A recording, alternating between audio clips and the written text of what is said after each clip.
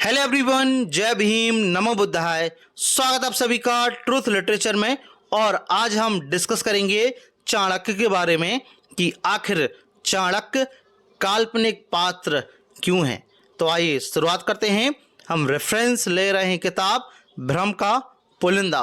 भ्रमशील समुदाय को चंद्रगुप्त मौर्य के शौर्य गाथा वाली सारी जानकारी अंग्रेजी सरकार के आने के बाद प्राप्त होती है। इस वजह से अंग्रेज के पूर्व काल में भ्रमकों द्वारा गढ़ी गई किसी कहानी में चाणक्य की कोई गाथा वाली कहानी नहीं है। लेकिन जब अंग्रेजी विद्वानों द्वारा मौर्य शासन की जानकारी इस प्रकार बताई गई तो भ्रमकों में खलबली मच गई। आखिर बगैर भ्रमिक की कोई इतना बड़ा शासक कैसे हो गया? अगर बन भी गया तो यह अच्छी बात नहीं है। भ्रमकों के अनुसार उस जानकारी को अब विकृत करना ही होगा। साथ ही उस प्रमाणिक वीरता का सारा श्रेय किसी भ्रम वंश के पात्र को जाना चाहिए, मतलब चाणक्य को जाना चाहिए। बस इसके बाद भ्रमशील समुदाय द्वारा मौर्य काल के महान संस्थापक चंद्रगुप्त मौर्य के दरबार में नीति निर्धारण हेतु भ्रमशील समुदाय का एक काल्पनिक पात्र चाणक्य को प्रबंधक के रूप में उदय कराया जाता है। ऐसा मैं नहीं बल्कि चाणक्य के बारे में घुसपैठिया प्रमाण कहता है। ऐसे भ्रमशीलों की पुरानी आदत रही है।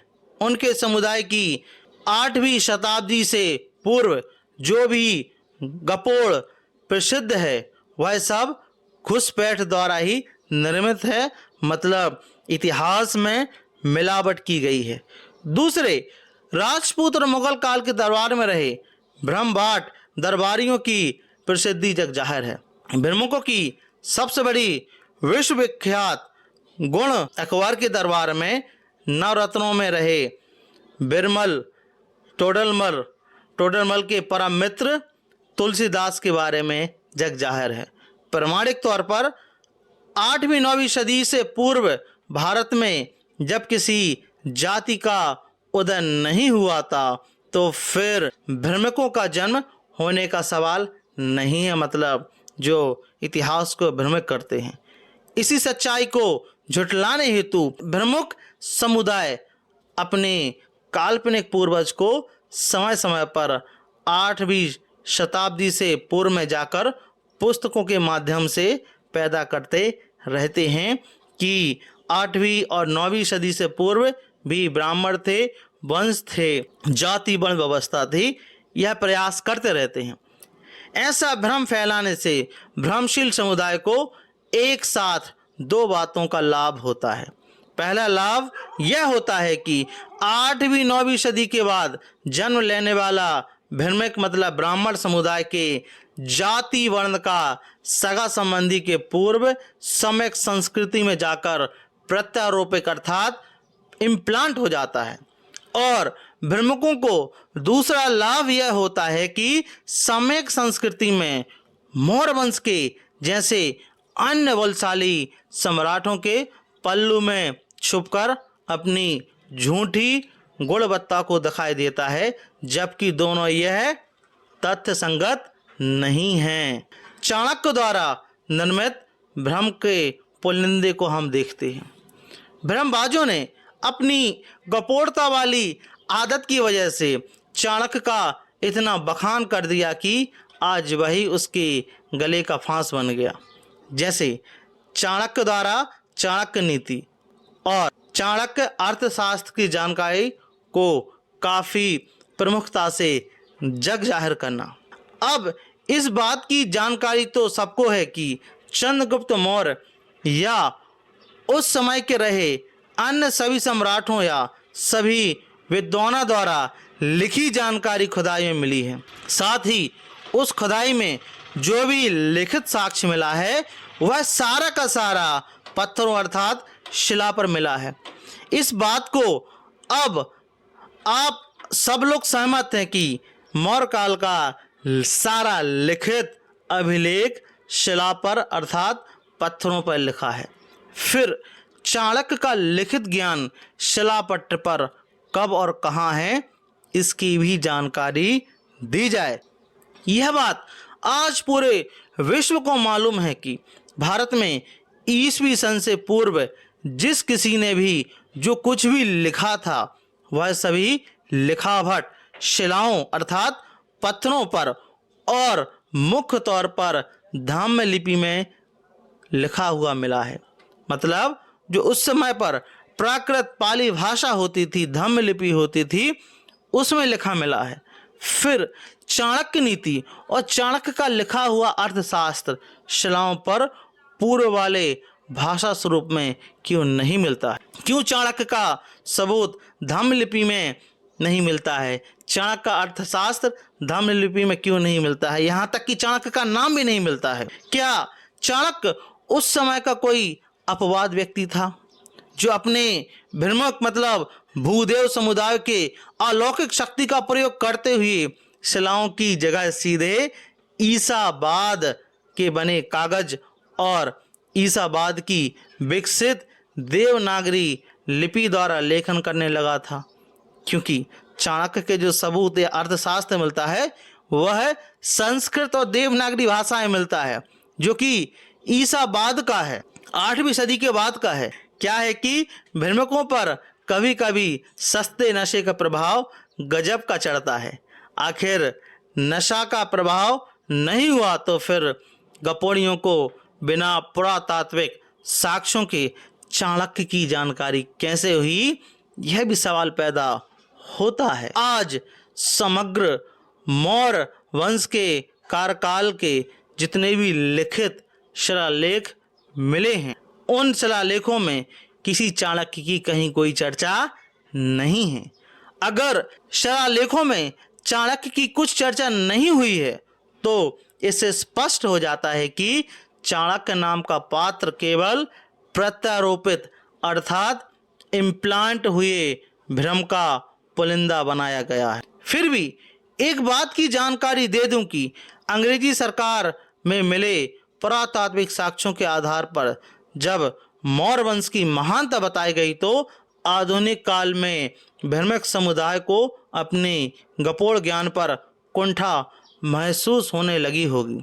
उस कुंठा से बचने का एक ही उपाय था कि एक नई भ्रम पूर्ण कहानी को पुलिंदा को जन्म देना, जिसमें मौर्य काल का सारा श्रेय उसके अपने सर पर आ जाए कि इसके पीछे किसी चुटियाधारी ब्राह्मण का हाथ है। ऐसे भ्रमक समुदाय के अंदर यह गुण जन्मजात देखने को मिलता है। भ्रमक समुदाय को किसी भी काल या घटना में अपने आप को स्थापित मतलब इम्प्लांट करना होता है तो सबसे पहले एक लेखक का नाम तय किया जाता है। जिस लेखक का नाम कल्पना द्वारा तय होता है उस लेखक का वास्तविक जीवन से कोई दूर का भी संबंध नहीं होता है। अब खेल का दूसरा पहलू शुरू होता है। पूर्व काल के किसी महत्वपूर्ण वंश की जानकारी वाली पुस्तक या बौद्ध जातक कथाओं में युक्त कोई भाग को लेकर एक नई पुस्तक की रचना करना, जो कि इन्होंने की थी। अब उस रचना में जिस पात्र को या जिस विषय को स्थापित करना होता है उससे संबंधित उस समय के पात्रों को या वैसे विषय पर 2 शब्दों का वर्णन कर दिया जाता है। आगे यह पुस्तक एक पीठ का काम करना शुरू कर देता है। भ्रमकों द्वारा अभी तक जितनी भी कहानी बनाई गई है सभी इसी प्रकार की मिथ्या विषय या मिथ्या पात्र मिथ्या युग का निर्माण करते हुए भ्रम का पुलिंद तैयार। चाणक्य नाम के किरदार को मौर्य के दरबार में बैठाने मतलब इम्प्लांट हेतु 2 अज्ञात व्यक्तियों द्वारा अज्ञात काल में जाकर 2 पुस्तकों का लेखन होता है, जिसमें एक पुस्तक का नाम महावंश और दूसरे का नाम मुद्रा राक्षस है। अब जो पहला पुस्तक महावंश देख रहे हैं उस महावंश पुस्तक का प्रथम लेखक किस काल में हुआ और इसका लेखक कौन था, इसकी सही पुष्टि करने वाला आज तक कोई नहीं। अब इस महावंश को गौर से देखें तो पाएंगे कि सम्राट बिंबिसार से लेकर गुप्त शासक तक का वर्णन किया गया है। इस पुस्तक में सम्यक संस्कृति में रहे सभी सम्राटों और मार्गदाता कार्य वर्णन चमत्कारिक और विकृत करते हुए दिखाया गया है। महावंश में सम्राट अशोक द्वारा अपने 99 भाइयों की हत्या को दिखाया गया है, तो भगवान बुद्ध को श्रीलंका का भ्रमण भी बताया गया है।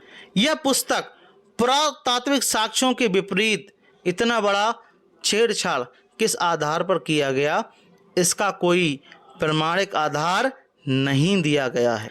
जिस कालखंड के बारे में इसमें चर्चा की गई है उससे यही प्रतीत होता है कि इसका लेखन गुप्त काल के बाद में कभी हुआ होगा। इसके लेखन के कार्यकाल का अनुमान जो लगाया जा रहा है उसके अनुसार उस समय पर देश पर हर्षवर्धन वंश या पाल वंश का शासन था और साथ ही उस समय देश में अनेक शिक्षण संस्थान भी कार्यरत थे, जिस वजह से आज गुप्त काल का और अनेक शिक्षण संस्थानों का काफ़ी लिखित साक्ष्य मिला है, लेकिन वह सभी जमीन के अंदर की खुदाई में मिला है। फिर महावंश पुस्तक की जानकारी किस उत्खनन से प्राप्त हुई, ये आज तक किसी को मालूम नहीं है। सबसे मजे की बात कि गुप्त काल, वर्धन काल, पाल काल या उस समय के शिक्षण संस्थानों का सभी लेखन ताम्रपात्र, ताड़पात्र के साथ धम्मलिपि की वर्णमाला में है, लेकिन गपोड़ियों का चाणक्य स्थापित करने हेतु लिखा गया महावंश पुस्तक कागज पर है, तो फिर तो पक्के तौर पर कहा जा सकता है कि महावंश नाम की पुस्तक का समय 9वीं और 10वीं सदी के बाद की है। महावंश वस्तुतः श्रीलंका से जोड़कर लिखी गई पुस्तक है। इस पुस्तक के मूल लेखक कौन है, इस बात की जानकारी आज तक किसी को पता नहीं है, जिसमें चाणक्य का वर्णन है।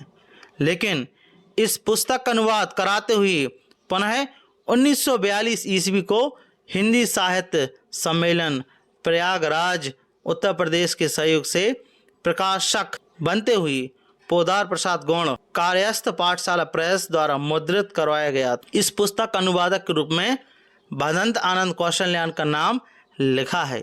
यहाँ आनंद कौशल्यान सिर्फ अनुवादक की भूमिका में है। पुस्तक के अंदर लिखी गई किसी विषय वस्तु से उनका कोई लेना देना नहीं है। लगता है कि किसी साजिश के तहत भदंत आनंद कौशल्यान जी से अनुवाद कराया गया है।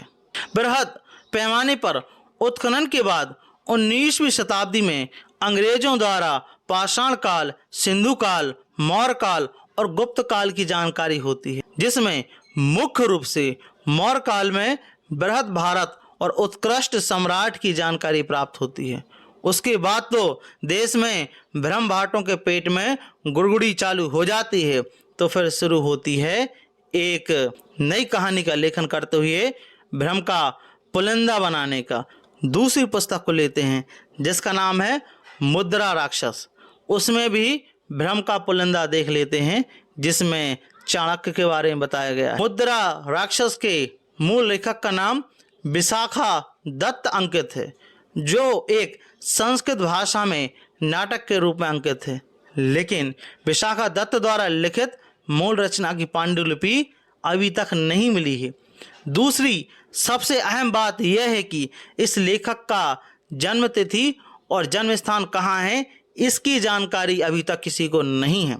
इस लेखक ने अपनी पुस्तक मुद्रा राक्षस में लिखित जानकारी को कैसे प्राप्त किया, क्योंकि मौर्य काल की सारी जानकारी अंग्रेज विद्वान ने उत्खनन के बाद, मतलब खुदाई के बाद जाना था। इस नाट पुस्तक मुद्रा राक्षस को 1850 ईस्वी में भारतेंदु हरिश्चंद्र द्वारा अनुवाद किया गया था। जिस अनुवादित नाट पुस्तक में अंग्रेज विद्वानों द्वारा दी गई जानकारी का कुछ अंश और स्थापित करने वाले पात्र चाणक्य के बारे में 2 शब्द वर्णित हैं। तो हमने देखा कि मुद्रा राक्षस और जो पुस्तक महावंश है उसमें चाणक्य का वर्णन है। बस यहीं से शुरू होता है एक काल्पनिक पात्र का भ्रम का पुलिंदा। इन्हीं सब पुस्तकों के आधार मानकर भ्रमक समुदाय को सत्ताधारी तगमा से सुशोभित किसी लेखक का पुस्तक या दैनिक अखबार में संपादकीय लेखन करना होगा। बस काल्पनिकता का सच्चाई में स्थापित होना शुरू हो गया समझो। इसके बाद तो ऐसे पात्रों का शैक्षणिक अध्ययन में दर्पण होना निश्चित है। चाणक्य की घटना स्पष्ट तौर पर ऐसा ही किया गया है। तो आपका इस टॉपिक के बारे में क्या मानना है, प्लीज़ हमें कमेंट बॉक्स में ज़रूर बताएं। यदि आप ट्रुथ लिटरेचर पर नए हों तो ट्रुथ लिटरेचर को आप सब्सक्राइब जरूर करें, साथ ही साथ हमारी वीडियोस को शेयर ज़रूर करें। जय भीम, जय भारत।